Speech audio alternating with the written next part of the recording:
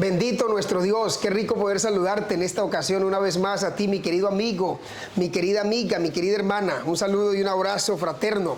Estamos en esta serie titulada La Iglesia Adventista hacia el fin del tiempo. Y según la Biblia y según el Espíritu de Profecía, una temática maravillosa. Ya hemos presentado nuestro primer postulado, nuestra primera proposición, y hemos desarrollado una serie de por lo menos 3 temas para explicar ese primer postulado. Tienes que revisar los videos anteriores. Y hoy me propongo compartir contigo el segundo postulado, que tiene por título o que asevera o que declara mejor que Elena de White señala que el hecho de que la iglesia enfrente conflictos hacia el tiempo final no es señal de fracaso o apostasía. ¿Escuchaste eso? El cumplimiento de la iglesia o de la misión de la iglesia y la historia misma de la iglesia nunca han estado libres de conflictos. El cumplimiento de la misión ha tenido conflictos. El desarrollo de la historia de la iglesia adventista ha tenido conflictos, pero eso no significa que la iglesia haya fracasado o que esté en apostasía. Por lo tanto, es importante desarrollar este tema. Y hay unos ejemplos bíblicos que te voy a presentar acá. Mira, te invito para que tomes un bolígrafo, un lápiz, un lapicero, para que tomes nota, porque no quiero alargarme en este video y quiero darte unos textos que tú puedes luego leer en casa. Pero te voy a dar el tema para que tú sepas bajo qué lente o bajo qué óptica los vas a leer, con qué perspectiva los vas a leer. Ejemplos bíblicos acerca de que la iglesia ha enfrentado persecución, que la iglesia ha enfrentado dificultades, que la iglesia ha tenido problemas, pero que no ha fracasado. El primer ejemplo aparece allí en el libro de Hechos de los Apóstoles, capítulo 8, versículo del 1 al 3.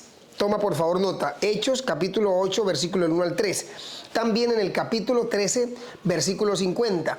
Persecución instigada por el poder religioso. Esos textos que te acabo de mencionar son la evidencia clara de la persecución instigada por el poder religioso.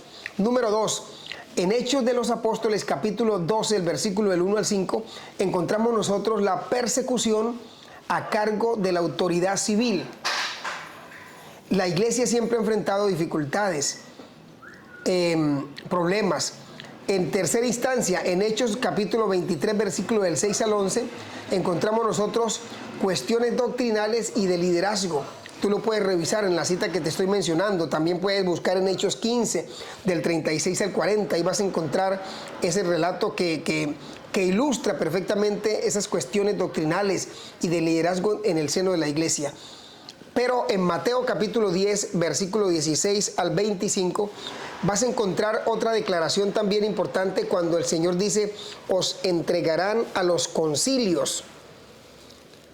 Por eso te estoy mencionando que este postulado o esta preposición afirma que los conflictos no son señales de fracaso, porque el cumplimiento de la misión y la historia de la iglesia han estado permeadas de esta situación. Ahora, otro flagelo que hemos encontrado nosotros son las herejías que a lo largo de la historia se han presentado en el seno de la iglesia también, o que han afectado a la iglesia, no en el seno, sino que tal vez esas herejías han tratado de meterse a la iglesia. ¿Y cuáles herejías conocemos así grandes? La herejía del gnosticismo, esa filosofía, ese concepto del gnosticismo, también del docetismo, del arrianismo, que le hizo tanto daño a esta iglesia, el arrianismo. Y tú sabes, por allá en el tiempo de la Inquisición, también fue otra situación que afectó.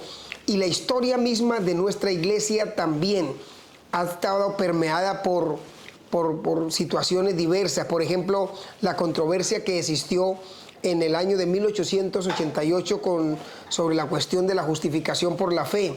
¿Te das cuenta? También la década de los 80 sobre el tema del santuario. Y actualmente los grupos disidentes que atentan, que atacan a la iglesia de una manera despiadada, podría utilizar ese término.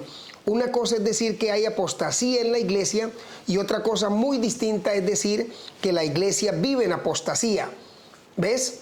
Así que es importante tener ese concepto en nuestra mente clara.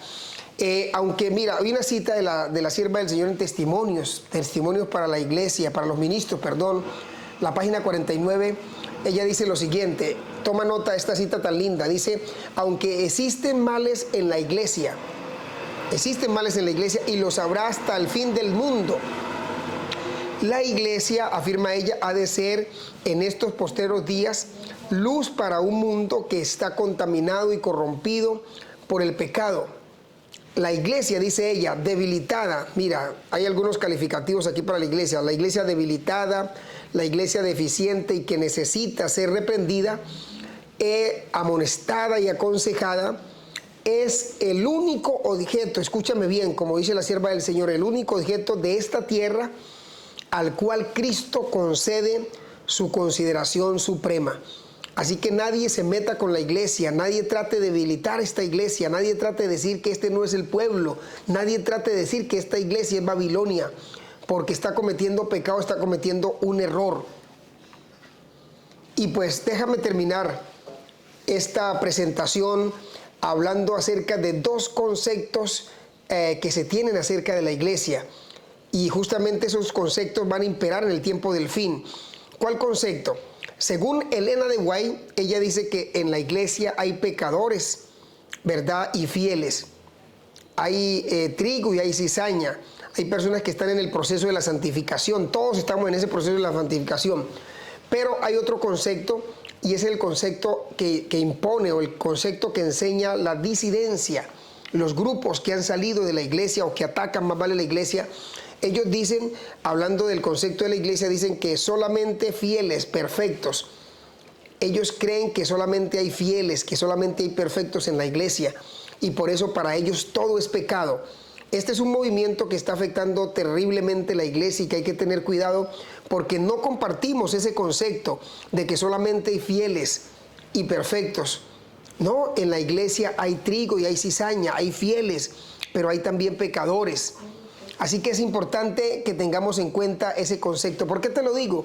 Porque en 1883, escúchame bien, en 1883 Elena de White escribió lo siguiente: la iglesia está compuesta de hombres y mujeres falibles, imperfectos. Así que esta declaración de Elena de White echa por tierra el concepto de iglesia que tienen los grupos disidentes. Porque ella dice que la iglesia está compuesta por hombres y mujeres que son falibles e imperfectos, que no son sino aprendices en la escuela de Cristo. ¿Ves? Para ser instruidos, número uno, instruidos, disciplinados, educados para esta vida y para la vida futura inmortal. Así que este concepto que ella dice es apenas el que compartimos, y que pues habrá trigo y cizaña en la iglesia hasta el fin de los tiempos, pero ¿quiénes somos nosotros para separar los unos de los otros? Esa separación ocurrirá en el proceso del zarandeo. Se seleccionará los unos de los otros. Y déjame concluir quizá con esta aseveración también de la mensajera de Dios, cuando ella dice que algunas personas parecen pensar que al entrar en la iglesia hallarán solamente personas puras y perfectas. Y cuán chasco obtienen, ¿verdad? Al encontrar que la iglesia, no todas las personas que entran a la iglesia son perfectas y puras. Hay personas que están enfermas, que son pecadores y que necesitan de la gracia de Cristo. Entonces dice ella, son celosas en su fe. Y cuando ven faltas, mira esto, cuando ven faltas, así pues el Señor no nos autoriza a sacar la conclusión de que la iglesia es perfecta. No podemos sacar esa conclusión. Y todo nuestro celo no nos permitirá tener éxito en lograr que la iglesia militante sea tan pura como la iglesia triunfante. Esa iglesia militante hoy no es la iglesia triunfante. Y la iglesia es el medio señalado por Dios para la salvación de los hombres. Dice Elena White, fue organizada para servir y su misión es la de anunciar el evangelio a todo el mundo. Esa es la iglesia que tenemos, querido.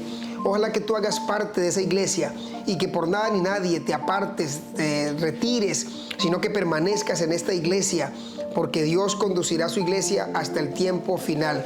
No te olvides entonces que este es nuestro segundo postulado, en donde afirma y asevera Elena de White que el hecho de que la iglesia enfrente conflictos, porque hay conflictos en el seno de la iglesia, no es señal de fracaso o apostasía, porque creemos que el cumplimiento de la misión y creemos también que la historia de la iglesia nunca ha estado libre de conflictos. Los conflictos siempre han existido, pero Dios ha estado en medio de su pueblo para librarnos, para fortalecernos y para sacarnos adelante, para convertirnos en victoriosos. Permanece firme y fiel en este barco que conduce al pueblo de Dios a un puerto seguro. No te olvides acompañarnos en nuestro próximo video. Vamos a tratar nuestro tercer postulado, que es sumamente valioso en la iglesia del tiempo del fin. Que el Señor te bendiga y te guarde. Chao, chao.